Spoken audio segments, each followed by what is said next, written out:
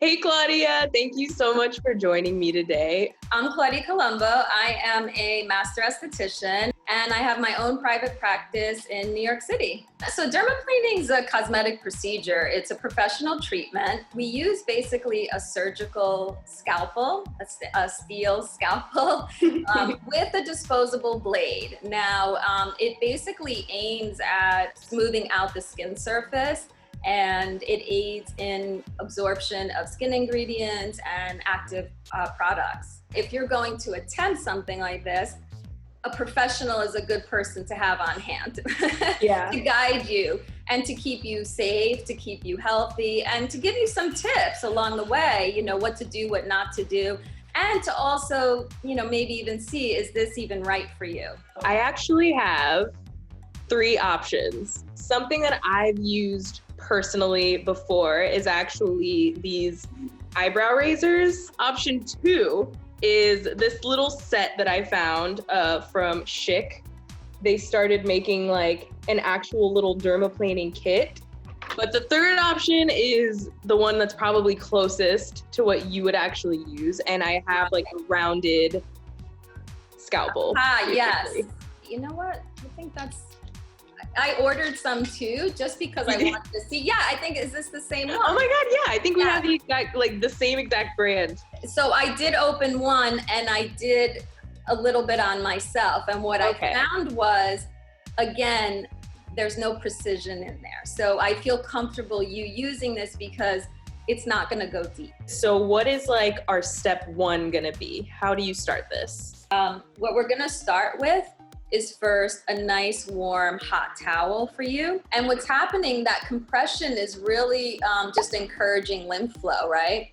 And just heating up the tissue. Your lymphatic system, our lymphatic system, think of it as the filtration system in the body, okay? So it's the way your body detoxes. So we use the hot towels, what's next? We're gonna do just some pumping and some rubbing on the face. We're gonna start from the collarbone up. Let's start with the jojoba. Okay. I love jojoba oil because it really mimics our own sebum. So that's a good all-around oil to use. I would refrain from using coconut or any heavy vegetable oil. So now let's do some lymphatic work. Okay. So we're basically gonna do it's like a little self-massage. So let's start above the collarbone. And then all you're gonna do is just rub, okay? It's just a rubbing, and you're gonna go over the collarbone. It's like above and over. And then what you're gonna do is just a little tap. 1, 2, 3, 4, 5. Cup the hand a little bit, and what you're gonna do is drag. So it's almost like a dragging massage, okay? It's like a gentle muscle drag there. And what this is doing is specifically stimulating the nerves that live in this area around the lymph nodes, right? So you're just moving that lymph fluid to the heart center. So it drains towards the chest. So behind the neck is a really important point. So you're just gonna do the same type of movement again. I'm gonna make my boyfriend watch this and study it. So that he can do it. Yes, make him.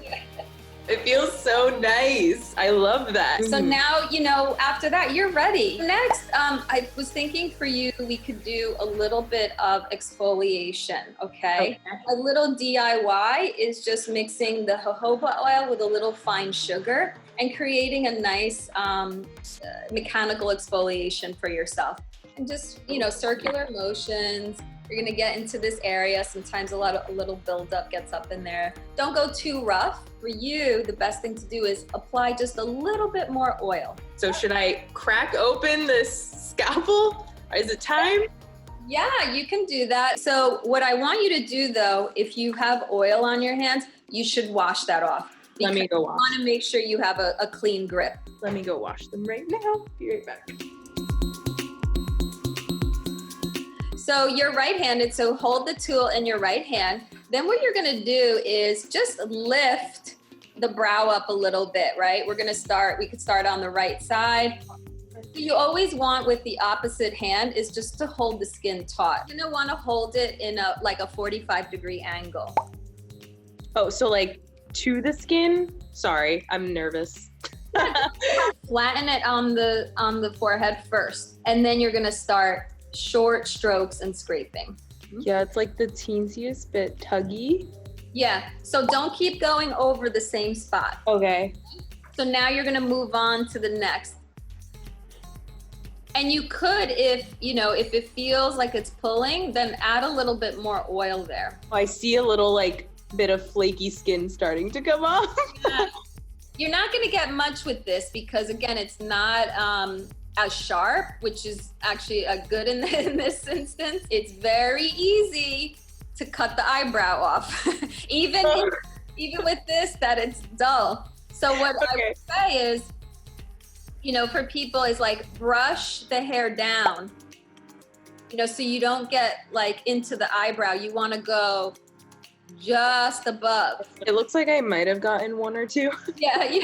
Brow hairs, but we're good. We're gonna keep going. I see something coming off. Yeah, for sure. There's like a bunch of little like fuzzies and oil. Yeah, I think maybe place your left hand above. Yes. This is way better. Okay. Yeah, exactly. Oh my God, look, it's coming off.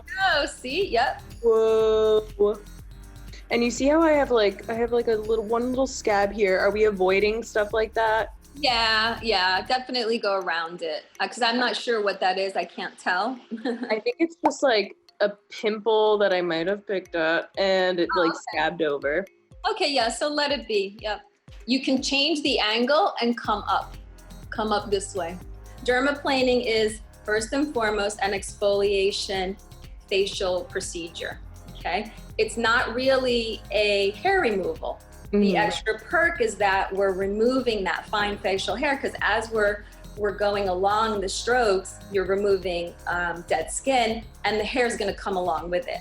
And it's not painful at all. I feel like people see this and they're like, it shouldn't hurt. Yeah, it should not hurt at all. You could really just start like at the end of the mouth and then work up and then under the nose.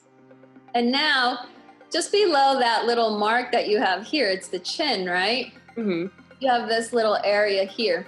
So what you could do is just stretch a little bit and then angle it. And you're just gonna do those short little strokes here around the chin. Be careful there because that's an easy place to nick because of, again, the angle. Whoa, that had a lot of nasty stuff in it. So far, so good. That was actually a lot less scary once we actually started doing it. I know, you were so scared. I was nervous. Yeah, it's intimidating. It's intimidating to hold a scalpel in my hand. This is something I've never used or bought before, so I was like, oh God, if I like slice my whole face open right now.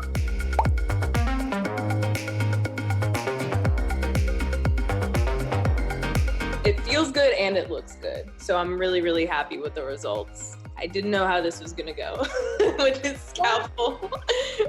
After dermaplaning, what can you really expect from your skin? You shouldn't have that many issues with having the hair grow back, and the hair will grow back. Yeah. But it will grow back in a way of pretty much the same, if not less. That's what I've always experienced. Yeah, so not thicker or darker or anything like that. Or darker. Thank you so much for helping me out today, Claudia. This was not an easy thing to do, like on my own, but your guidance is super, super helpful. And I definitely recommend anybody who does want to try it, please don't do it by yourself. Call your esthetician and have them kind of walk you through this because it's not easy. If it's done properly, it's a great treatment. I love it. That's the key, if it's done properly.